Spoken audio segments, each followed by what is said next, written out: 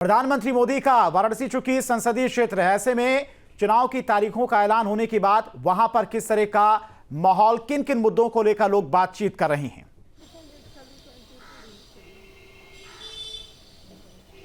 देखिए, हम ले चलते हैं सीधे आम जनता के बीच में, आधी आबादी के बीच में, और उनसे पूछते हैं कि इस बार के चुनाव के मुद्दे क्या हैं। आप लोगों को इस बार के चुनाव में ऐसे कौन से मुद्दे हैं जिनको देखते हुए आप लोग मतदान करेंगे। देखिए, सबसे पहले तो चुनाव आयोग का जो पहल है, जो उनका इस बार का जो नियम कानून लागू है, उसके लिए हम धन्यवाद हम लोग कहना चाहेंगे। हम लोग वाराणसी से हैं और वाराणसी में इलेक्शन 1 जून को पोलिंग बूथ है।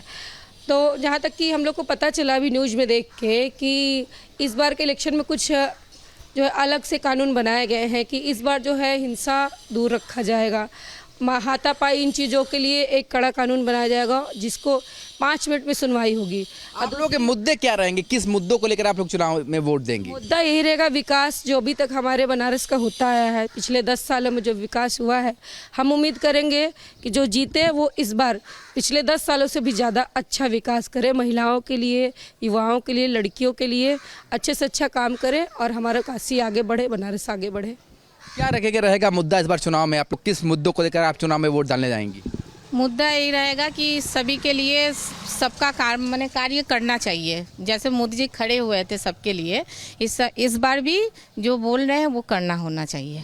आज एक ऐसी वोटर हमारे साथ है जो पहली बार वोट देंगे, 18 साल अभी इनका हुआ है। ये बताइए, पहली बार वोट देंगे, आप कितना उत्साहित हैं और मन में यूथ का क्या चल रहा है इस बार वोट के लिए, खासतौर पर लड़कियों की बात की जाए तो। बहुत मन में बहुत उत्साह का भाव है कि हम पहली बार वोट देने वाले हैं। हम लोगों को तो पता ही है कि किस क्षेत्र में हमें वोट देना है, जैसे शिक्षा के क्षेत्र में हो गया, जॉब के लिए या आगे की पढ़ाई के लिए, या जो भी अच्छी विकास योजना हमारे देश में हमारे आने वाले जो लोग हमें रिप्रेजेंट करेंगे, जिन लोगों को हम चुनेंगे, तो उस चीज़ को दिमाग में रखते हुए, अपने भविष्य का ख्याल करते हुए हम लोग एकदम उचित आदमी को चुनेंगे। 10 साल का ट्रैक रिकॉर्ड क्या कहता है। 10 साल का ट्रैक रिकॉर्ड ये कहता है कि जो भी हुआ अभी तक बेस्ट था और आगे भी हमें बेस्ट ही मिलेगा अगर हम बीजेपी को चुनते हैं, मोदी जी को चुनते हैं तो।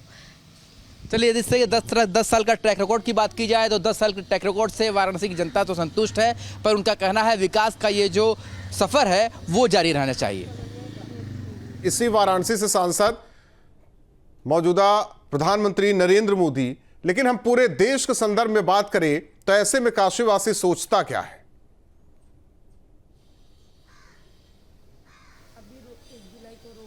देखिए, काशीवासी क्या सोचता है, बनारस की आप लोगों ने बात की, अगर पूरे देश को देखें क्योंकि ये लोकसभा का चुनाव है, क्या सोचता है बनारस।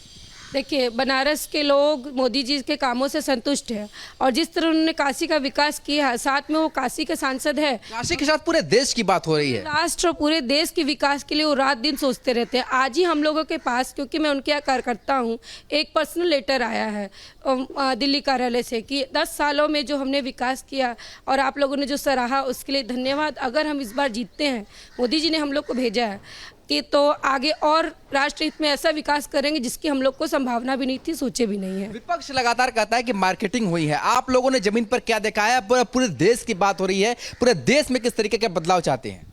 देश का बदलाव चाहते हैं कि जैसे मोदी जी ने इतना अच्छा बनारस को किया है, और भी आगे हम लोग की इच्छा है कि और भी अच्छा माने बेहतर हो।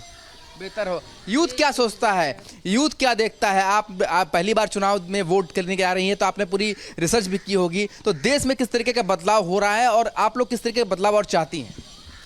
जैसे सबसे पहले तो मैं बात करती हूँ, जब पिछले 10 सालों में जब मैं एक स्टूडेंट हुआ करती थी, जो जिस तरह शिक्षा के क्षेत्र में नई चीज़ों का इंट्रोडक्शन हुआ है, नई चीज़ें आई हैं, NEP आया, अब वो एजुकेशन पॉलिसी और इम्प्रूव हो रही है। अब शिक्षा, अब एग्ज़ाम देना, परीक्षण, हर चीज़ आसान हो गया है। स्कॉलरशिप्स गर्ल्स के लिए, लड़कियों के लिए, बच्चों के लिए, जो उस चीज़ को डिज़र्व करते उन्हें और अपॉर्चुनिटीज़ मिल रही है। और आगे जब हम लोग जॉब करने में जाएंगे तो वहाँ पर भी हमें हमारी स्किल्स के लिए हम किस लायक है उस पे रखा जाएगा, जो कि हमें सिर्फ एक अच्छी सरकार ही दे सकती है। तो हम सरकार से यही चाहते हैं कि हमें और आगे और बेहतर अवसर मिले कि हम लोग अपनी लाइफ में बहुत कुछ कर पाएँ।